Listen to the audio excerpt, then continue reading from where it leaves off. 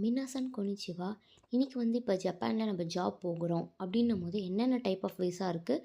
So அதுக்கான exams நீங்கள் எப்படி எடுக்கிறதுன்றத பற்றி தான் பார்க்க போகிறோம். So first டிஐடிபி. டிஐடிபி ஒன்று இருக்குது, எஸ்எஸ்டபிள்யூ இருக்குது, அப்புறம் இன்ஜினியரிங் விசா. இந்த மாதிரி 3 டைப் இருக்குது.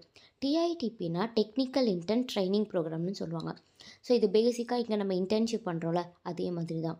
ஸோ இப்போ இன்டர்னுன்ற படியில் நம்மளை சென்ட் பண்ணிடுவாங்க. இது டியூரேஷன் 1 to 5 இயர்ஸ் வரைக்கும் இருக்கும். பட் மோஸ்ட்டாக நம்மளுக்கு 2 இயர்ஸ் ஆர் 3 இயர்ஸ் கான்ட்ராக்ட் போட்டு தான் அனுப்புவாங்க. ஸோ அந்த கான்ட்ராக்ட் இருக்கிற பீரியட் வரைக்கும் நம்ம அங்கே சர்வ் பண்ணுற மாதிரி இருக்கும். அதுக்கப்புறம் நம்ம ரிட்டர்ன் இங்கே நம்ம நேட்டிவ்க்கு வந்துடணும். ஸோ இதில் உங்களால் ஜாப்ஸ்லாம் சேஞ்ச் பண்ண முடியாது. என்னென்ன ஃபீல்ட்னா லைக் மேனுஃபேக்சரிங் இருக்கும், கன்ஸ்ட்ரக்ஷன், அக்ரிகல்ச்சர், ஃபுட் ப்ராசஸிங் அது எல்லாமே இருக்கும். ஆனால் மோஸ்ட்டாக உங்களை மேனுஃபேக்சரிங் லைக் இன்ஜெக்ஷன் மோல்டிங்னா இந்த பிளாஸ்டிக் எக்யூப்மெண்ட்லாம் ரெடி பண்ணுறாங்களே அந்த மாதிரி. அதுக்கப்புறம் எதாவது கன்ஸ்ட்ரக்ஷன் ஒர்க்கு ஆர் ஃபுட் ப்ராசஸிங்கில் ஏதாச்சும் இண்டஸ்ட்ரியில் உங்களுக்கு ஒர்க், இந்த மாதிரி இதுலாம் இருக்கும் டிஐடிபியில். இதுக்கு நீங்கள் N5 to N4 பேசிக் முடிச்சிருந்தா போதும், டிஐடிபி ப்ரோக்ராமில் சென்ட் பண்ணுவாங்க. ஸோ இதில் இருக்க பெனிஃபிட்ஸ் என்னென்னு பார்த்தீங்கன்னா, நீங்கள் அங்கே ஸ்கில் லேர்ன் பண்ணும் போதே உங்களால் சேலரி ஏர்ன் பண்ண முடியும். கூட உங்களுக்கு விசா அவங்களே ஸ்பான்சர் பண்ணிடுவாங்க. பட் இதில் நீங்கள் என்னென்ன பண்ணணும்னா, கவர்மெண்ட் எம்பசிக்கு ஒரு பே பண்ணுறது வரும். அது மட்டும் இல்லாமல் உங்களோட மெடிக்கல் ஃபிட்னஸ் மேண்டிட்டரி. ஸோ உங்களோட ஃபிட்னஸோட இதுக்கு நீங்கள் லைக் ஹாஸ்பிட்டலில் போய்ட்டு செக்கப்லாம் பண்ணிவிட்டு ஸோ அது சப்மிட் பண்ணுற மாதிரி இருக்கும். இந்த டிஐடிபி ப்ரோக்ராம் முடிஞ்சாலும் நீங்கள் ரிட்டர்ன் வந்துடலாம், அவ்வளோதான். அடுத்து எஸ்எஸ்டபிள்யூனா ஸ்பெசிஃபைட் ஸ்கில்டு ஒர்க்கர். இந்த ஸ்பெசிஃபைட் ஸ்கில்டு ஒர்க்கரில் 2 டைப் இருக்குது, டைப் 1 டைப் 2 இருக்குது. இந்த டைப் 1 நம்மளுக்கு ஃபேமிலி விசாலாம் கொடுக்க மாட்டாங்க, நீங்கள் மட்டும் போயிட்டு வந்துடலாம். ஆனால் மேக்ஸிமம் 5 இயர்ஸ் வரைக்கும் அங்கே ஒர்க் பண்ணலாம். டைப் 2ல் தான் லாங் டேர்ம் ஸ்டே, அங்கேயே பெர்மனெண்ட்டாக இருக்கிறதும் சரி, ஃபேமிலி விசாவும் அலோவ் பண்ணுவாங்க. லைக் ஃபேமிலியை கூட்டிகிட்டு போய் அங்கே வச்சுருக்கிறதுக்கும் உண்டு. இதில் என்னென்ன ஃபீல்டுனா நர்சிங் கேரு, ஃபுட் சர்வீஸ், கன்ஸ்ட்ரக்ஷன், அக்ரிகல்ச்சர் இது எல்லாமே வரும்.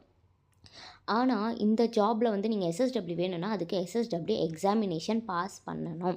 அந்த எஸ்எஸ்டபிள்யூ எக்ஸாமினேஷன் பாஸ் பண்ணுறதுக்கு நீங்கள் ஜேஎல்பிடி N4 பாஸ் பண்ணியிருக்கணும். N4 ஆர் ஜேஎஃப்டி பேசிக், இது ரெண்டும் நீங்கள் இந்த ரெண்டுத்தில் ஏதாவது ஒன்று முடிச்சிருந்தா தான் உங்களால் எஸ்எஸ்டபிள்யூவை எழுத முடியும்.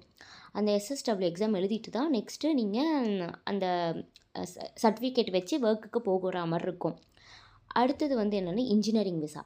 இன்ஜினியரிங் விசாவில் நீங்கள் ஒரு பிடெக் ஆர் பிஇ முடிச்சிருந்தாலே போதும். அதுலேயும் உங்களுக்கு இன்ஜினியரிங் விசாவில் கூப்பிட்டு போயிடுவாங்க. இது கம்பெனிஸ்லேருந்து டேரெக்டாக ரெக்ரூட் பண்ணுறது. Like IT, mechanical, electrical, food tech, business எல்லாமே இதில் வந்துடும். இதில் இந்த இன்ஜினியரிங் விசா டிஐடிபி அண்ட் எஸ்எஸ்டபிள்யூட சேலரி அதிகமாக தான் கொடுப்பாங்க. ஆனால் இந்த இன்ஜினியரிங் விசா நீங்கள் போகிறீங்கன்னா கண்டிப்பாக N3 ஆர் N2 வரைக்கும் முடிச்சிருக்கணும். N4க்குலாம் கூட அவங்க பார்க்க மாட்டாங்க. இப்போ N3 லெவல் வரைக்கும் பார்க்குறாங்க. N3 ஆர் N2 வரைக்கும் நீங்கள் முடிச்சிருந்தா தான் உங்களுக்கு அந்த ஜாப் ஆஃபர் கொடுப்பாங்க. இதில் பத்தாததுக்கு எக்ஸ்பீரியன்ஸும் வேணும். ஃப்ரெஷர்ஸ்லாம் எடுக்க மாட்டாங்க, எக்ஸ்பீரியன்ஸ்டு பர்சன் தான் எடுப்பாங்க. அடுத்து முன்னாடி மேலே நான் எஸ்எஸ்டபிள்யூ எக்ஸாமினேஷன் பற்றி சொல்லியிருந்தேன்ல. ஸோ எஸ்எஸ்டபிள்யூவில் நீங்கள் அந்த எக்ஸாம் எழுதணுன்னா என்னென்ன ரெக்குயர்மெண்ட் இருக்குன்னா ஜேஎல்பிடி N4 ஆர் ஜேஎஃப்டி முடிச்சிருக்கணும். கூட இந்த ஸ்கில் டெஸ்ட்டுன்றதை அது நடத்துவாங்க. அதுதான் இந்த ஸ்கில் டெஸ்ட் ஒன்று ஜப்பான்லேயும் நடக்கும், இல்லை நம்மளோட என்னென்ன கண்ட்ரியில் நீங்கள் இருக்குங்க அந்த கண்ட்ரியில் எழுதலாம்.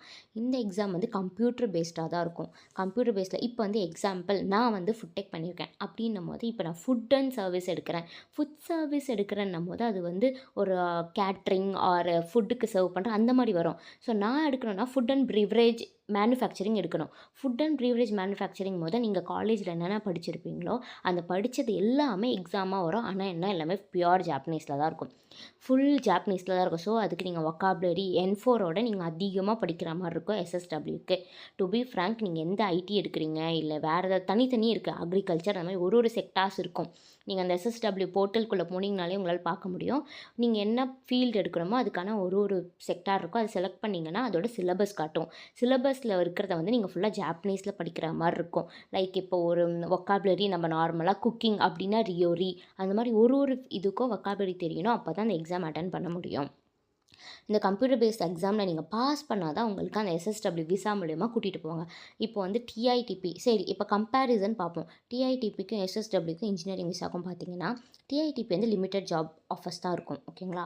எஸ்எஸ்டபிள்யூ ஒரு ஸ்கில் பேஸ்டு, ஸோ உங்களால் ஜாப்ஸ் சேஞ்ச் பண்ண முடியும். டிஐடிபியோட எஸ்எஸ்டபிள்யூ கொஞ்சம் ஒரு லெவல் சேலரி அதிகமாக இருக்கும், இல்லை மோஸ்ட்லி ரெண்டுத்துக்கும் சேலரி ஈக்குவலாக தான் கொடுப்பாங்க. இந்த இன்ஜினியரிங் விசாவில் தான் எப்படின்னா சேலரி அதிகமாக இருக்கும். ஸோ அதுக்கேற்ற மாதிரி நீங்கள் N3 ஒரு N2 முடிச்சிருக்கணும். கூட வந்து உங்களுக்கு எக்ஸ்பீரியன்ஸ் இருக்கணும். இந்த இன்ஜினியரிங் விசால மோஸ்ட்டாக வந்து ஐடி ப்ரொஃபஷன்ஸ் தான் இப்போ ஜப்பான் கம்பெனிக்கு எடுத்துகிட்டு இருக்காங்க. ஸோ வேறு எந்த ஃபீல்டும் அந்த அளவுக்கு வரல. ஜப்பான் அண்ட் மேனுஃபேக்சரிங் அந்த மாதிரி தான் வந்துட்டுருக்கு. எஸ்எஸ்டபிள்யூ அண்ட் டிஐடிபியில் தான் நீங்கள் வேறு எல்லா ஃபீல்டும் கவர் பண்ணலாம். லைக் கேர் ஒர்க்கரும் சரி, நர்சிங், மேனுஃபேக்சரிங், ஃபுட் சர்வீஸ் பண்ணுறது, இது எல்லாமே வந்து டிஐடிபி அண்ட் எஸ்எஸ்டபிள்யூவில் அதிகமாக ஆஃபர்ஸ் வந்துகிட்டே இருக்குது. ஸோ எப்படி நம்ம எது எடுத்தால் கரெக்டாக இருக்கும்ன்ட்டு பார்த்து நீங்கள் செலக்ட் பண்ணி டிசைட் பண்ணி பண்ணுங்கள். ஹை, அரிகத்தோ.